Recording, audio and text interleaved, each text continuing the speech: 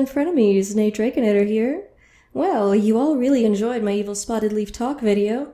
I was surprised to see just how many people requested I do a similar video with my Aldershadow AU, but hey! I love that one, and I'm hyped to get more into it like this. So for the Aldershadow AU, the premise of it is mostly laid out in my PMV. You were loved. Since Alderpaw is now the protagonist in Avos, and Bramblestar has become a bit stale, I think, I'm tweaking him a bit in canon, from canon. Alderpaw suffers from anxiety. His overthinking problems and general nervousness make that really clear. It hampers his ability to function on a day-to-day basis. He's having difficulty keeping up with his peers and hasn't been able to catch anything while hunting and is falling behind in battle training. However, his sister Sparkpelt has far surpassed him and seems to be good at virtually everything she does. Bramblestar is so proud of her, but embarrassed by Alderpaw. He's also having a massive difficulty connecting with his children because after it was revealed that the Power of 3 kids were not his biological children, and then one immediately died, only to later reveal she was not dead, only to die again, was pretty upsetting for him, and he's emotionally walled himself off from getting close to his children again. Needlepaw and Alderpaw find Twigkit and Violetkit, and nothing changes until the night when the trade is made at the gathering. Alderpaw is aggressively empathetic and is almost trying to be the father he doesn't have, but knows these kids need despite still being a child himself. He sees Violetkit and Twigkit sobbing as they're pulled apart, and he has this, pure moment of clarity. Alderpaw was told that StarClan sent Jayfeather a prophecy that he was meant to be a medicine cat. ShadowClan has no apprentice medicine cat, and Little Cloud is sick and not long for this world. ThunderClan doesn't need 3 medicine cats, but these 2 kits need ThunderClan. And he steps forward and shoves himself through the wall of his anxiety, the legs quivering, and he yells into the clearing for it to stop, to take him instead. To trade himself and to become ShadowClan's new medicine cat if Rowan Star will release his claim on Violetkit. And Rowan Star says okay. And Bramblestar says okay. Now, this is essentially where my PMV ends, but my concepts and ideas for how this situation would evolve continue. Alderheart chooses his own name because he doesn't want to be named by cats who are no longer his mentors, or by a cat who didn't teach him anything. He chooses Aldershadow as a grim reminder that he can't go back. Puddleshine is allowed to be a warrior like he wanted and isn't forced to become a medicine cat, and Aldershadow is there when Darktail takes over ShadowClan. Needletail gets him in on the plan, and at first Aldershadow thinks that this is a terrible idea, that Darktail is evil and a murderer. Absolutely not. But then Needletail convinces him that they'll let Darktail kick out Rowan Star, but then the other clans will never stand for that, and they'll come and be rid of him, and so Darktail will get kicked out, and Rowan Star will get kicked out. So ShadowClan gets a new leader, Aldershadow gets to go back to ThunderClan if he wants, and bada bing, bada boom, everybody wins. Only they really, really underestimate Darktail. Now, people in ThunderClan didn't like Alderpaw, but what they dislike more than a bad hunter is a leader so callous towards a clanmate that he would trade them to another clan. Tensions are high in ThunderClan, with all the cats very unhappy with Bramblestar, none more so than Sparkpelt. And oh, she is furious. In that moment, Sparkpelt went from love to fury. Sparkpelt loved Aldershadow, even if he was terrible at everything and kind of a downer sometimes. He was her brother, her littermate, and their father treated him like he was nothing. So while Needletail begins to orchestrate a coup in ShadowClan, Sparkpelt organizes her own in ThunderClan. Eventually, in this massive mutiny in ThunderClan, Bramblestar is defeated and Sparkpelt is staring down at him. Maybe there's fire, which would be cool. I imagine the story happens as a hard parallel to what's happening in ShadowClan, and Darktail kicking Rowan Star out happens at the exact same time Sparkpelt kicks out Bramblestar.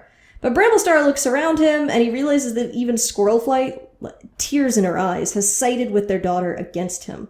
And he realizes in this moment that he has become his father and let his apathy and grief consume him and make him hurt others. It wasn't enough just to not be a murderer. He had to actually be good and kind, and he hadn't been. Bramblestar is exiled from ThunderClan and attempts to seek refuge in ShadowClan only to meet up with Rowan Star. They both seek refuge in RiverClan and begin making plans to take back their leaderships. Meanwhile, Sparkpelt is sort of unanimously agreed upon to take over as the new leader. She at first is like, okay, Mom, I guess it's up to you now. And Squirrelflight is like, no, Sparkpelt, it was you who set things in motion to right ThunderClan. This was meant to be. You're going to be a great leader of ThunderClan, like your father used to be. And Sparkpelt decides to make Ivypool her deputy, because she really just should be deputy. So Rowan Star and Bramblestar are back at RiverClan, and at first they're both like, hell yeah, let's take back our clans. But as time goes on, Rowenstar still believes he had done nothing wrong and made no mistakes, and Bramblestar begins to see the errors of his ways. He realizes that he had caused his own downfall, and that there were times he could have made better decisions. He becomes less inclined to take back his clan, and he more wants to simply request he be allowed back as a regular warrior, that StarClan had clearly allowed his daughter to upstage him because it was the right thing to do. However, Rowenstar is unable to face his own mistakes, and continues to believe that all the faults lie at the feet of the stupid, rebellious apprentice Needletail. Doubled, meanwhile, Needletail and Aldershadow back as ShadowClan are absolutely living in hell. Darktail's nightmare fascism plays out pretty similarly to how it does in the books. After Rain's death, in the horrible stress of the situation, when they could die at any moment, Needletail and Aldershadow get together. They think they're in love, but it's like a desperate, panicked situation, and Aldershadow also feels like having a mate when he's a medicine cat is a small way to rebel against the shitty hand he was dealt. Like, StarClan chose him for this, but what did he do to deserve it? It seems cruel, unjust, and unfair, so why follow rules made for him by cruel, unjust, and unfair gods? At some point, Needletail's original intentions come out, and Aldershadow realizes that she never actually intended for Darktail to be unseated and him to go back to ThunderClan. She wanted to completely destabilize clan culture, and she wanted Darktail to be leader. She doesn't now, obviously, but she had lied to him. Aldershadow is furious at her, and they break up. Needletail is in like a frenzy at this point. All her friends are dead, or Sleekwhisker. Rain is dead, Aldershadow isn't talking to her, and Darktail's grip around them grows tighter every day. There's starving prisoners in camp, and it's horrific. It's nightmares. She has to do something. She finally breaks and decides that Darktail being here was her fault, and she has to do something about it. She tries to escape to retrieve help from ThunderClan, but is captured by Sleekwhisker. She's thrown in jail to starve, and Aldershadow decides he has to poison Darktail's food if he wants to save her. Sleekwhisker sees and tells Darktail, and in the middle of the night, the both of them are dragged to the lake. It's this moment where Darktail has them both in the water that they look at each other and realize at the same time that they aren't in love, not romantically at least, but there's different ways to need and love people, and they do need and love each other, and all the tension melts away, and they think they're about to die. So back in ThunderClan, Sparkpelt has decided ThunderClan needs to rid the forest of Darktail once and for all. The rogue has been a nuisance, and it's time to get back ThunderClan's medicine cat. She keeps making excuses when people ask when she's going to the Moonstone, but she doesn't yet.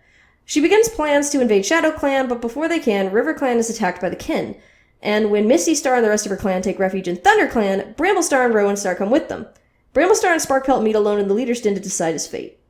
He apologizes for failing her both as a leader and as a father, and says that he wishes to return to ThunderClan as a warrior and nothing else, and that she had the courage to do the right thing, even when it meant going against him, which makes her the better cat to lead. Finally, Sparkpelt is able to allow herself to go to the moon pool and receive her 9 lives, becoming Sparkstar. Brambleclaw becomes a warrior again and prepares for the invasion of ShadowClan. Rowenstar is still a salty brat. SkyClan shows up because that happens. Shenanigans occur, too many people are in ThunderClan, and when the massive army of everyone who isn't in the Kin attacks them, it's the moment Needletail and Aldershadow are being held in the lake. They both close their eyes, ready to go, and BAM! Cats burst from the trees, and Darktail and Sleekwhisker are forced to abandon their prisoners and retreat. The battle rages, and eventually he's kicked out, but finally Sparkstar and Aldershadow are reunited! Needletail and ShadowClan are saved! Rowenstar steps forward to re-enter ShadowClan's camp, but a tree falls suddenly, between him and the entrance. It's a sign from StarClan. He has lost the right to lead. Not because of his poor decisions, but because even after seeing what happened, he refused to acknowledge that he had been a part of what allowed it to happen, and refused to consider what changes in himself or in his clan needed to be made for its safety. He didn't step down all wishy-washy like he did in the books. He is essentially banished by StarClan. Everyone is all, who is leader now? And Aldershadow gets like a vision that StarClan has already chosen a leader for ShadowClan and that they merely need to be patient. So Tawnypelt takes over as interim leader of ShadowClan because she deserves it until Tigerheart Star shows up, and Aldershadow chooses to stay in ShadowClan because they need him. They have no other medicine cat. He promises to visit though, and Sparkstar at first is upset, but she realizes now that this is his decision he is making because he wants to, not because it's being forced upon him. They hug and part ways while the clans rebuild after Darktail's nightmare. And that's basically Aldershadow AU in a nutshell. It's a lot less Violet Shine and Twig Branch centric, but they will still be there, and probably the protagonist characters whose POV we follow. But Sparkstar's leader, Brambleclaw's learned a lesson in humility and retired from leadership. Aldershadow's the ShadowClan medicine cat. Tawnypelt got to be leader for a little bit. Rowenclaw is banished. Needletail lives, ton of stuff happens all willy-nilly all over the place.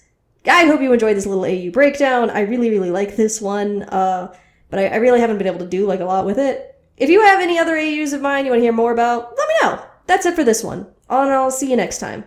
Naders out.